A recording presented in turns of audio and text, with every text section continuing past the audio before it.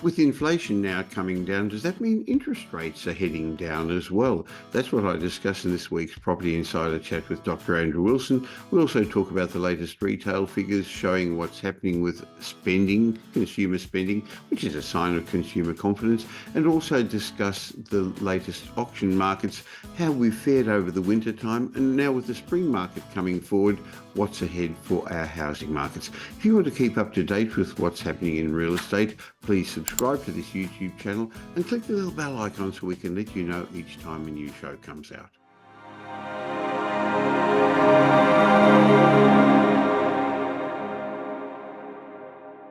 Until recently, the market lacked certainty on the direction of interest rates. While some economists felt interest rate cuts were imminent, others thought we may even have a rate hike at the last Reserve Bank meeting. But that now seems to be behind us with the latest inflation numbers, which came out last week, showing inflation dropped to 3.5%.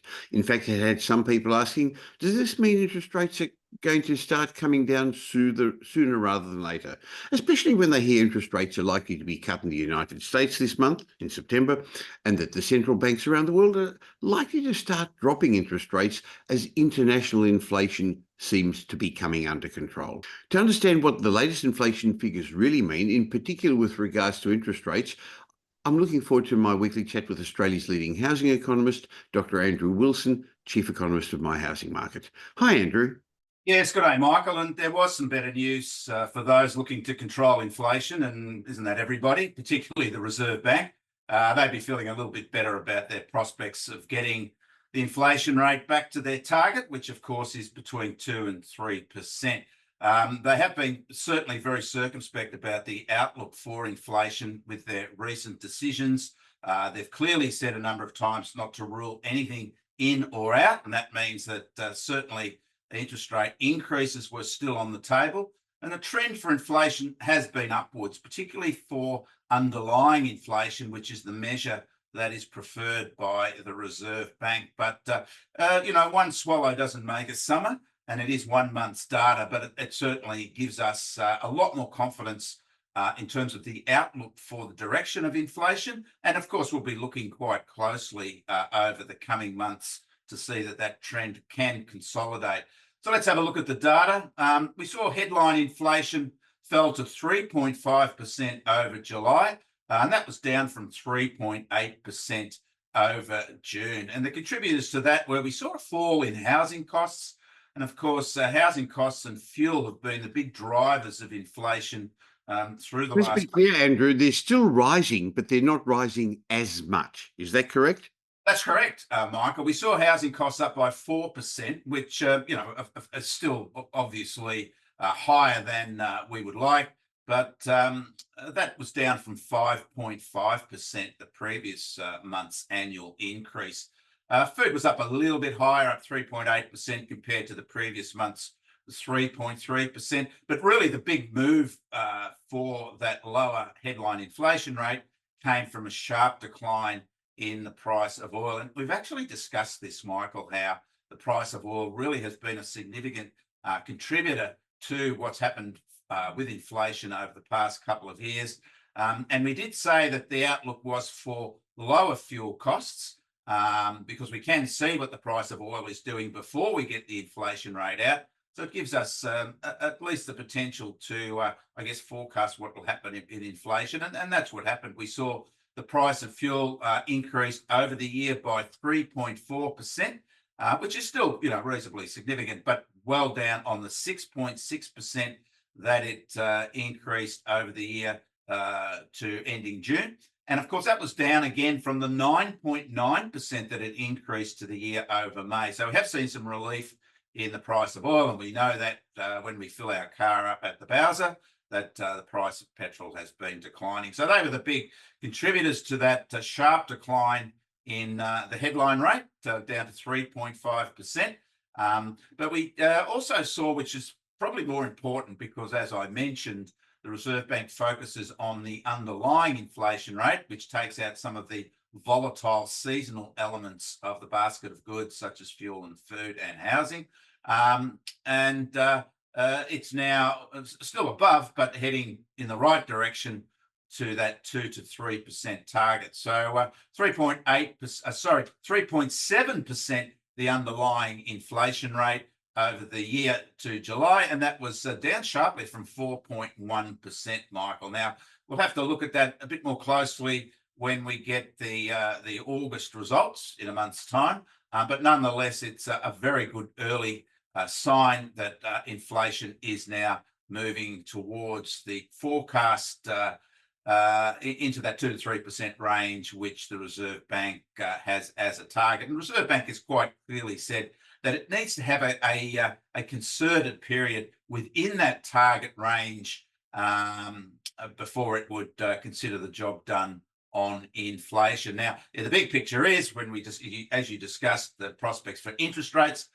We've always really said that the bias was upwards recently because of higher inflation and moving well ahead of the target rate. But now I think that we've said that overall the outlook would have been for steady rates anyway, and I think that's what the future is this year, is for rates to remain where they are. The Reserve Bank has said that it's looking at the quarterly results. The next quarterly results, which will be for the September quarter, won't be out until the middle of October, which will bring us up to the November decision by the Reserve Bank.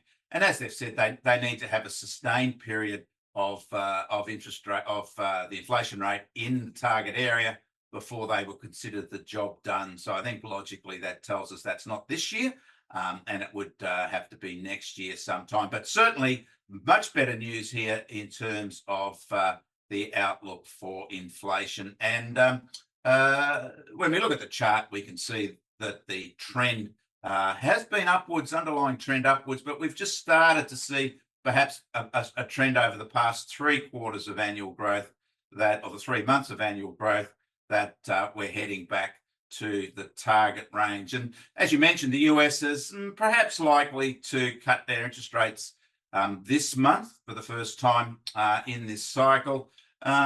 Still some data to come through, labour market data to confirm that they would cut rates.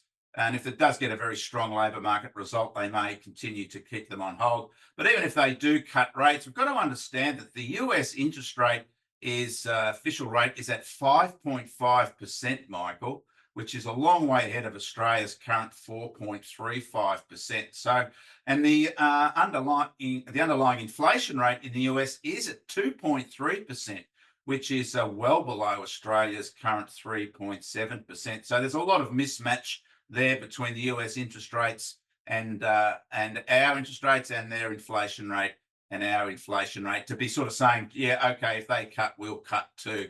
It's really a different environment for both measures. Interestingly, the big banks have changed their forecasts as well. Now, we know their forecasts have been very wrong, but the CBA still believes there's going to be a cut in November. It believes it's going to be the first of 0.25% interest rate cuts. Westpac has moved its forecast out to the first rate cut happening in February, starting the one of 4 interest rate cuts. ANZ similarly thinks interest rates are going to start in February, falls are going to start in February. And National Australia Bank's a little bit conservative, but believes the Reserve Bank's going to drop interest rates 5 times starting in May next year. I guess there's lots of news that's going to happen between now and then to see what's happening. But the talk of interest rates rising seems to have disappeared now, Andrew. Well, certainly it can't be considered on the current month's results, but we have to see this consolidating these results. We're still well above the target range.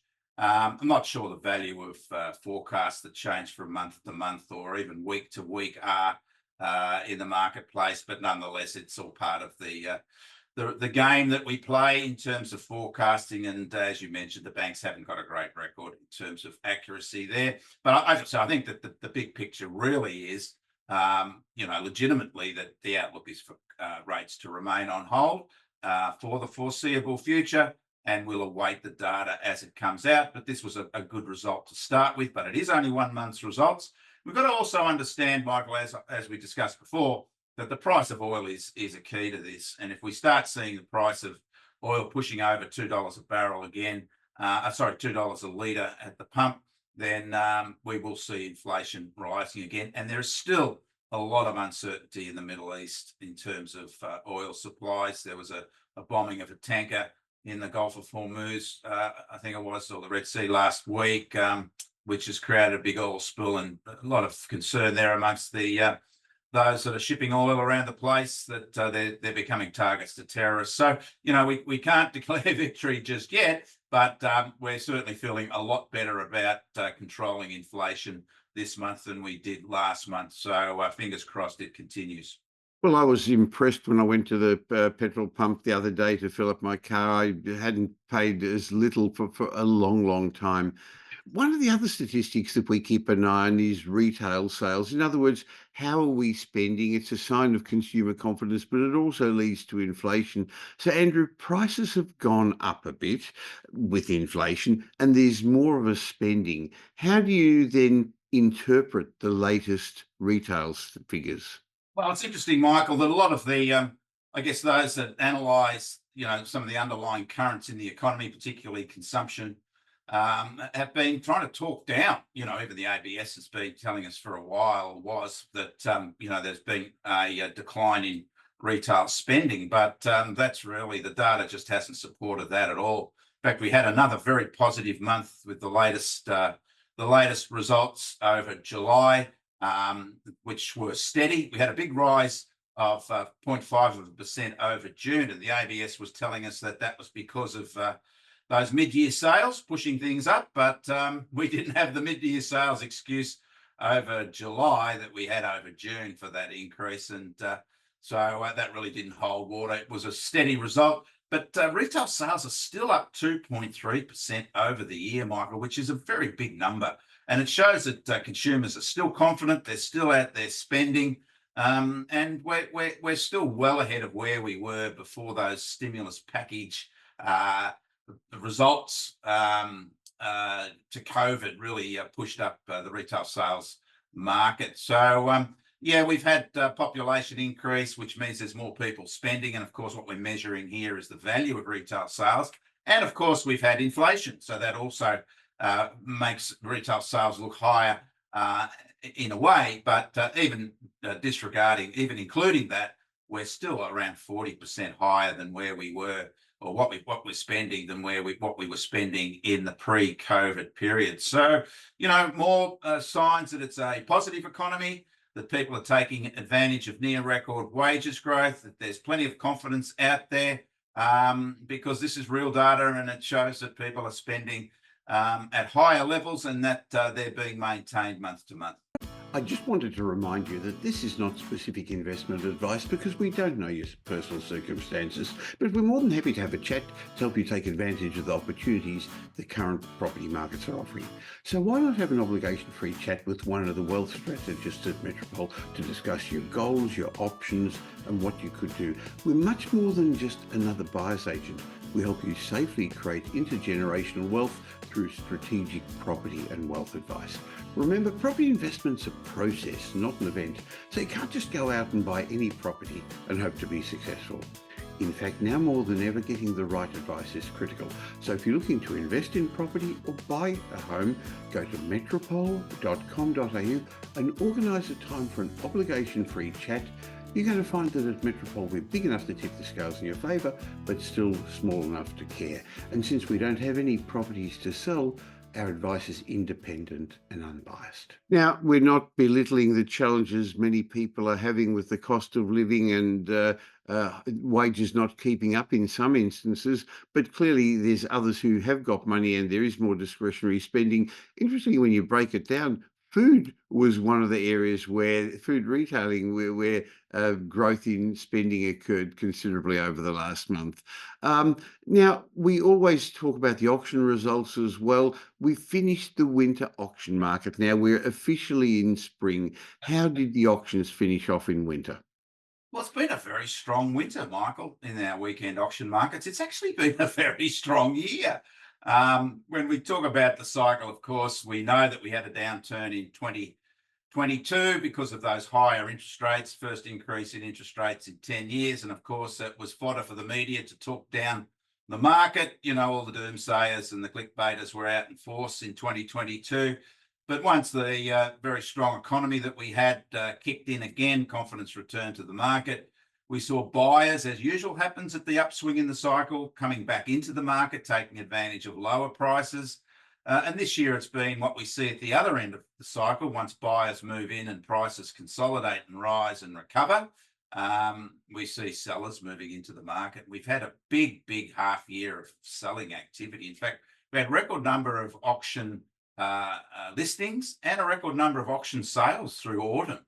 And it's really continued through winter, Michael, which of course is the quieter time of the year. School holidays, a lot of the buying activity dissipates through autumn. But we still saw the market holding up with listing numbers higher than what we would expect during the mid-year period.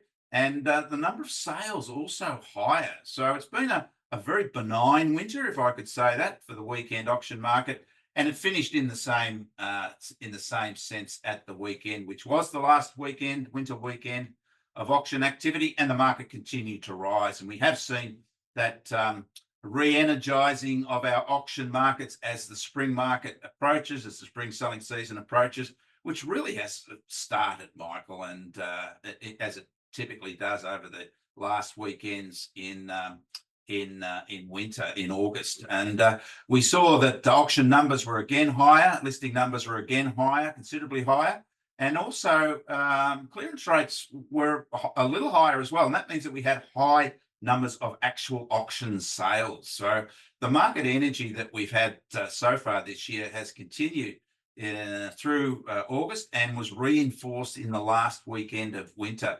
So we can really enter that spring selling season with lots of confidence, and confidence on the rise, or certainly solid confidence.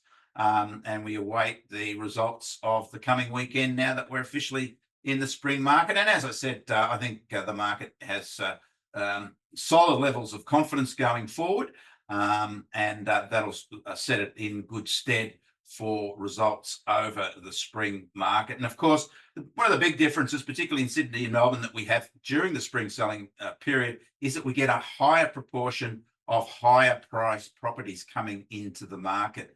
We've seen some early signs of that, particularly in Sydney over the last couple of weekends. But if we look at the Sydney market, big weekend of auctions in Sydney. 912 properties were listed for auction, which was well ahead of the 859 listed the previous weekend. A clearance rate of 71%, which wasn't too far away from the previous weekend, 72%. Auction numbers are significantly higher than the same weekend last year, Michael.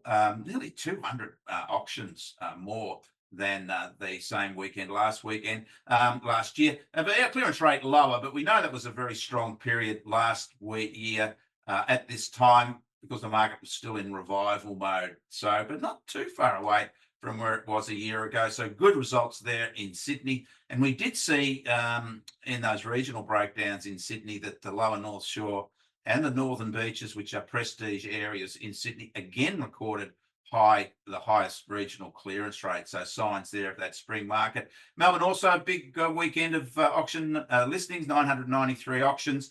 Melbourne clearance rate was actually higher, Michael. The Melbourne market's really stood firm in that sort of solid mid-60s range for most of the year. So, and it has been the higher end of the market that's been dragging the chain in Melbourne.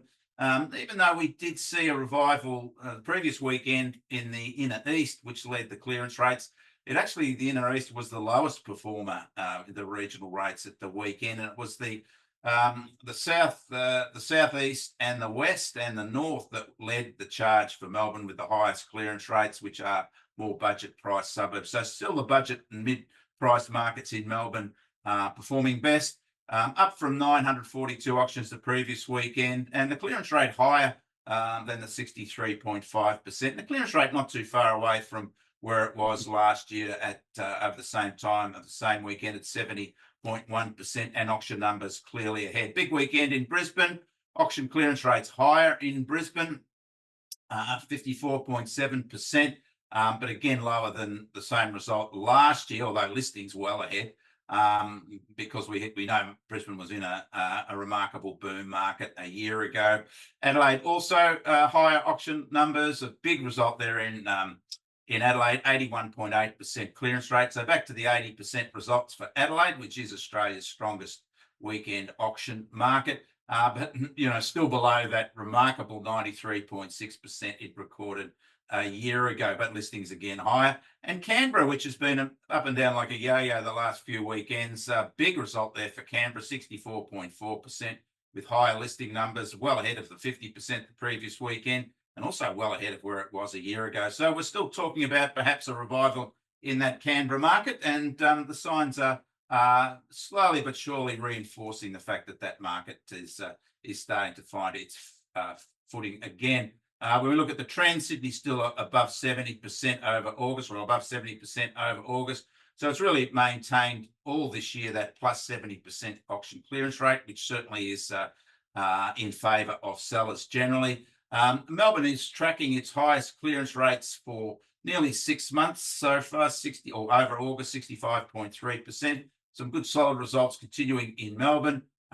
Brisbane rising over August compared to July. And we know that Brisbane market, anything over 50% is a positive. And we know that, having looked at the previous house price report for August, which was released last week, of course, Michael, that prices are still growing strongly in that Brisbane market. Adelaide pushing up now back towards those 80% results, but very strong results for Adelaide for sellers. And Canberra, hey, maybe Canberra is finally starting to have a concerted revival in its prospects, with its auction clearance rate over 60% for the month of August, the weekends of August. So if you're looking for the latest results from the auction markets, weekend auction markets, you can get it on my LinkedIn account, which is Doc Andrew Wilson at LinkedIn, every Saturday night at around 6:30 p.m. And Michael publishes the full report on Sundays, which includes the regional breakdowns for Melbourne and Sydney, and also the top 10 sales for each of the capital cities. And if you've missed that, there's a QR code which will take you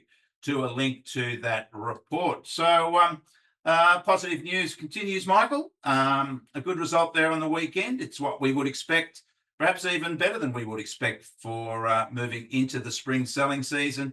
Better news on interest rates, with the outlook now becoming at least steady in the for the future. And so, lots of things there to be positive about in terms of the prospect for our housing markets over the spring selling season.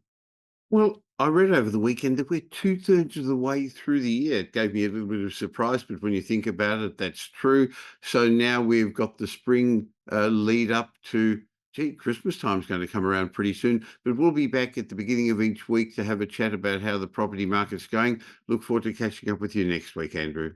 Yeah, thanks, Michael. And we'll look at the latest rental data too for August next week, and that'll be interesting, given we've seen some improvement, even though it's still very tough out there for tenants. Thank you.